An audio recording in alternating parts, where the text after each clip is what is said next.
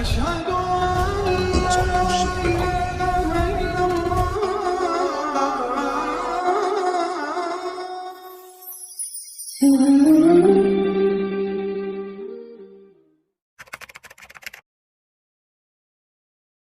لقمان کرک سے میں رمضان المبارک میں قرآن ترجمہ کے ساتھ پڑھنا چاہتا ہوں، آپ رہنمائی فرمائیں کہ کس مترجم کی تلاوت کروں؟ شکریہ۔ بالکل کسی مترجم کی تلاوت آپ نے نہیں کرنی، یہ بات یاد رکھیں۔ عام بندہ جب قرآن کا ترجمہ اٹھا کے اس میں غور و خوض شروع کرے گا، یہ گمراہی کا دروازہ کھلے گا۔ میری جان من، قرآن کریم اتنا لاوارث نہیں ہے کہ آپ اس کو بغیر قرآن کے ماہر کے پڑھنا شروع کر دیں۔ ڈاکٹری میڈیکل کی کتاب آپ بغیر ماہر کے نہیں پڑھتے، تو قرآن کریم بغیر ماہر کے آپ کیوں پڑھیں گے؟ ترجمہ آپ کے لیے نہیں ہے، یہ طالب علم کے لیے، یہ انڈر کنسٹرکشن عالم کے لیے، جو بھی زیر تعمیر ہے، یہ اس کی مدد کے لیے۔ آپ کو چاہیے آپ نے ترجمہ پڑھنا تو کسی عالم دین کی زیر نگرانی پڑھیں۔ تو رکو ذرا، صبر کرو۔ میرے خیال میں یہ ایک خاصا مغالطہ آمیز خیال ہے کہ جس کو عام کر دیا گیا ہے، اور اس میں صرف تھوڑا سا فرق جو ہے تعبیر کا، وہ اگر وہ تو معلوم ہے کسی شخص کا مفتی بننا جو کہہ سکے کہ کیا چیز حلال ہے کیا حرام ہے، اس کے لیے تو واقعاً 14 علوم 16 علوم جو بھی آپ کہیں بتا سکتے۔ قرآن جو دعوت لے کر آیا ہے اس کے لیے ان کی ضرورت نہیں۔ قرآن نے سب سے پہلے جن کو مخاطب کیا وہ ان پڑھ لوگ تھے، کچھ بھی نہیں جانتے۔ یہ 14 علوم تو وجود میں آئے ہیں بہت عرصے کے بعد، ان میں سے کوئی علم مسلمان نہیں۔ تو قرآن کے اندر جو طاقت ہے یہ تسخیر کر سکتا ہے، مسخر کر سکتا ہے لوگوں کو۔ ہم نے اس تلوار کو میان کے اندر رکھ کر زنگ اتر کر ہرا سے سوئے قوم آیا اور نسخہ کیمیا ساتھ آیا۔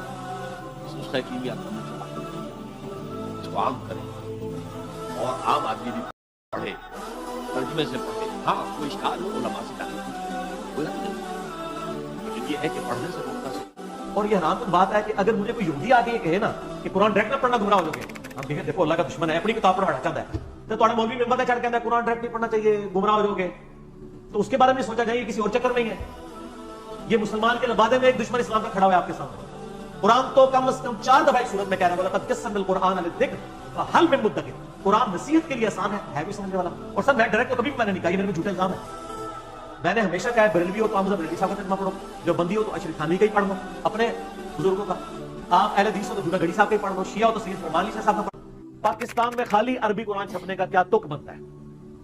ہمارے مساجد کے اندر بغیر ترجمے والے قرآنوں کا کیا تک بنتا ہے؟ عربی پڑھنی ہے تو آپ ترجمے والا قرآن رکھ دیں تاکہ کبھی تو شرم آ جائے عربی پڑھتے ہوئے، نیچے کو بندہ دیکھ لے کہ نیچے کے لکھے ہیں ترجمے۔ بغیر ترجمے کے قرآن کو نہیں چھاپنا۔ ہاں عرب میں چھاپے جہاں لوگوں کو عربی آتی ہے، یہاں تو لوگوں کو خود طوطا بنا رہے ہیں کہ آپ بس عربی پڑھتے رہو۔ یہ وجہ حفظ قرآن پڑھ کے فارغ ہوتے ہیں اور فارغ ہوتے ہیں۔ عام لوگ کتنی عزت کر رہے ہوتے ہیں کہ یار حفظ قرآن ہے ماشاءاللہ، پتہ نہیں کیا ہوگا، اور اس سے قرآن کے لالو آرام پہ گفتگو کر لیں، نہیں پتا ہوگا، بلکہ جس نے اس کو حفظ کروایا ہوگا اس کو بھی نہیں پتا ہوگا۔ اکثر کئی مسلمان کہتے ہیں یہ قرآن مجید صرف عالم لوگ، صرف عالم علماء قرآن شریف کو سمجھ کے پڑھنا چاہیے۔ یہ قرآن مجید ایسی کٹن کتاب ہے، ایسی مشکل کتاب ہے کہ صرف عالم لوگ سمجھ سکتے ہیں، عام آدمی اسے نہیں سمجھ سکتا۔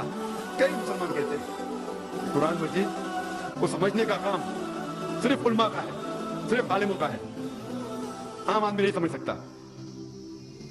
میں نے تقریر ایک قرآن مجید کی آیت سے کی جو کم از کم ایک ہی سورے میں اللہ سبحانہ و تعالیٰ 4 دفعہ دہراتے ہیں۔ اللہ تعالیٰ فرماتے ہیں سورہ قمر میں، سورہ نمبر 54، سورہ نمبر 54، اللہ تعالیٰ فرماتے ہیں آیت نمبر 17 میں، آیت نمبر 22 میں، آیت نمبر 32 میں اور آیت نمبر 40 میں، وَلَقَدْ يَسَّرْنَا الْقُرْآنَ لِلذِّكْرِ فَهَلْ مِن مُدَّكِرٍ۔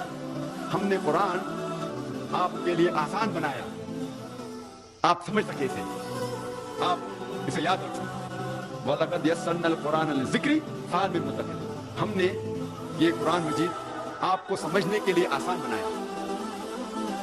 آپ میں سے کون شخص اس کی بات نہیں مانیں گے؟ حدیث میں آتا ہے ابن ماجہ کی چیپٹر نمبر 16 حدیث نمبر 219، جو اللہ کے رسول کہتے ہیں یا ابو ذر،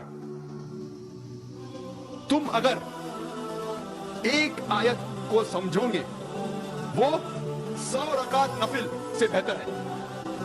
اللہ کے رسول فرماتے ہیں یا ابو ذر، تم اگر ایک قرآن کی آیت کو سمجھو گے وہ 100 رکعت صلاح، نوافل صلاح سے بہتر ہے، اور ایک رکعت میں کم از کم سورہ فاتحہ تو پڑھنا چاہیے آپ کو، کم از کم 7 آیتیں ہیں، 100 रकात में कम से कम 700 आयतें हैं, तो अल्लाह के रसूल फरमाते हैं एक आयत को समझ के पढ़ना, समझना 700 आयत की तिलावत करने से बेहतर है। यानी समझना 700 गुना सिर्फ तिलावत से बेहतर है, अल्लाह के रसूल फरमाते हैं। इब्न माजा। और क्योंकि हम मुसलमानों ने अक्सर कुरान मजीद को समझ के पढ़ना छोड़ दिया, इसीलिए जो कुरान मजीद और मुसलमानों में जो लगाव है वो कम होता जा रहा है।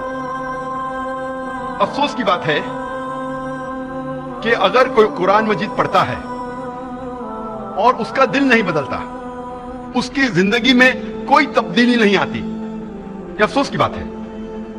अल्लाह ताला फरमाते हैं कुरान मजीद में सूरह अल इमरान में सूरा नंबर 3 आयत नंबर 110 में, कुंतुम खैरा उम्मतिन उखरिजत लिन्नास। ए मुसलमानों, आप सारे जहां में सबसे बेहतरीन उम्मा है। अल्लाह सुब्हानहू व तआला हम मुसलमानों की तारीफ कर रहा है, हमें एक ऊंचा ओहदा दे रहा है। जब भी तारीफ की जाती है, जब भी कोई ऊंचा ओहदा दिया जाता है, उसके साथ जिम्मेदारी लाजिम है।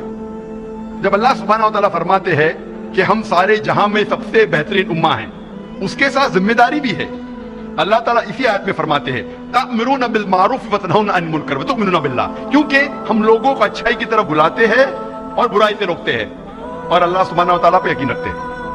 अल्लाह सुब्हानहू व तआला फरमाते हैं कि हम सारे जहां में सबसे बेहतरीन उम्मा हैं क्योंकि हम लोगों को अच्छाई की तरफ बुलाते हैं और बुराई से रोकते हैं। जब तक हम कुरान मजीद को समझ के नहीं पढ़ेंगे, हमें कैसे पता लगेगा कि क्या अच्छा है क्या बुरा है।